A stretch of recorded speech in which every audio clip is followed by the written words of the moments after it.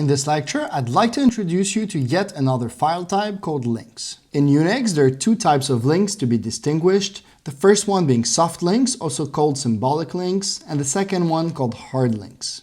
A soft link is an actual link containing the file path of an entry in the file system, which means that if you delete the original file, the link has no more value as it would point to an invalid location.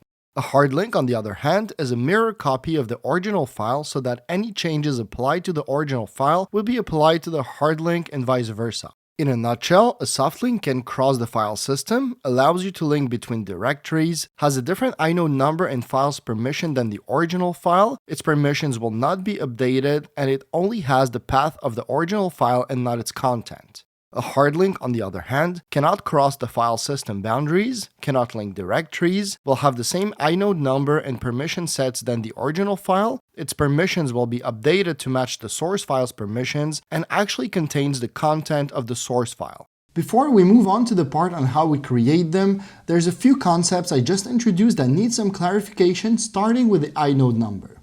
In addition to its name, each entry of the file system is distinguished by a unique identification number called the inode number. Why this number? Because, as you know, it is totally possible to have two different files with the same name in the file system. To get the inode number of a file, you can use the ls command that you already know, combined with the I flag. You can try it yourself by creating two empty files using the touch command, followed by ls. And as you can see, these two files indeed have two different inode numbers. The second concept I introduced is file permissions. Since Unix-like operating systems are by nature multi-users, each entry of the file system is assigned permissions, also called a file mode, in order to control who can read, write, and execute it. These permissions are divided into three categories: for the owner, for the group, and for the others. To see the permissions of an entry, we can use the ls command once again, combined this time with the L flag, which stands for long format. As you can see, this long format gives us a little bit more information than just the file mode,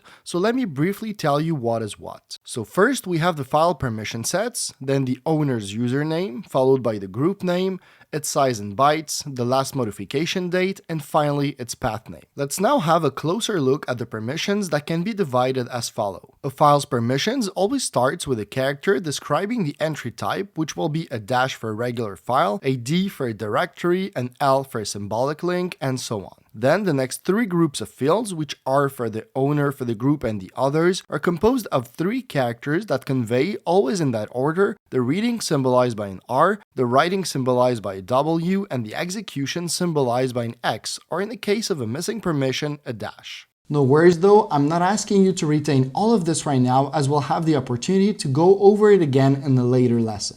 Now that we got these two things out of the way, let's see how to create links.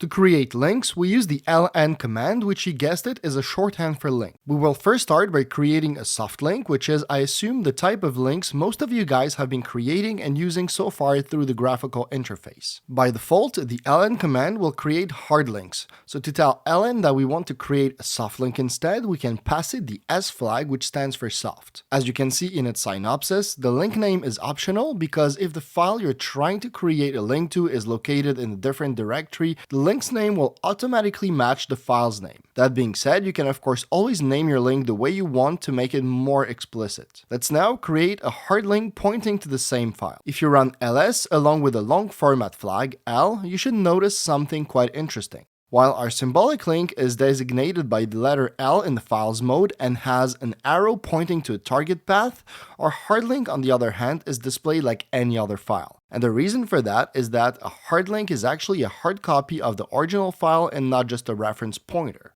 Let's now take a minute to verify the other statements I made about the differences, starting with the first one being that directories cannot be hardly linked. As you can see, we immediately get an error message when we try to do that. The second and third points I made were that soft links will have a different inode number instead of permissions than the source files, but not hard links, which is something we can easily verify using the ls command again. As you can see here, the hard link and the source file are indeed both sharing the same inode number and permissions, whereas the soft link doesn't. Finally, I said that the hard link will have the actual content of the original file, even if the original file is moved or removed. Let's verify that by first changing the content of the original file.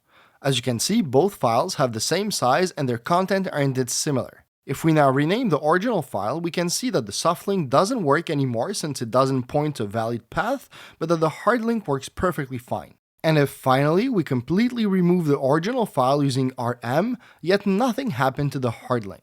And that lesson concludes the part on manipulating files and directories. In the next lectures, we'll discover how we can redirect the inputs and outputs of our commands in order to combine them in amazing ways.